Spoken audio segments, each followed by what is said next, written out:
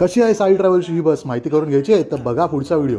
रत्नागिरीवरून जर तुम्हाला मुंबईला यायचं असेल आणि बस प्रवास करायचा असेल तर साई ट्रॅव्हल्सची ही बस खूपच चांगली आहे आणि एकंदरीत आरामदायक प्रवासासाठी नक्कीच रेकमेंडेड आहे. रत्नागिरीच्या आठवडा बाजारातून रात्री 8 वाजता ही बस सुटते आणि साधारण 5 ते 6 वाजता सकाळी मुंबईला पोहोचते. एक चांगलं इंटिरियर आणि झोपायसाठी असणारी चांगली व्यवस्था तुम्हाला या गाडीमध्ये बघायला मिळते. AC स्लीपर असल्यामुळे खूप आरामदायकरित्या झोपून तुम्ही तुमचा हा प्रवास करू शकता.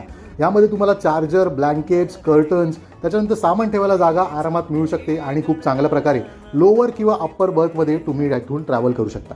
गाडीचं अजून एक वैशिष्ट्य म्हणजे जवळपास सर्वच ठिकाणी ही गाडी ऑन पॉईंट पोहोचत होती आणि खूप चांगल्या तऱ्हेने स्पीड मेंटेन करत होती. गणपतीपुळेवरून तुम्हाला रत्नागिरीला यायचं असेल आणि रत्नागिरीवरून पुढे मुंबईचा प्रवास करायचा असेल तर साई ट्रॅव्हल्सचा विचार तुम्ही नक्कीच करा. प्रवासात खटकलेली किंवा न आवडलेली गोष्ट म्हणजे ह्या गाडीचा फूड स्टॉप. इथे या गाडीने लंचसाठी स्टॉप घेतला होता.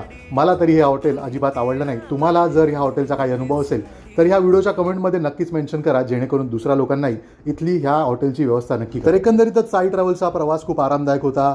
मुंबईला ही गाडी खूप टाईमवर पोहोचली. तर या गाडीचं बुकिंग करायचं असेल तर रेड बसवर तुम्ही या गाडीचं बुकिंग खूप इझिली करू शकता.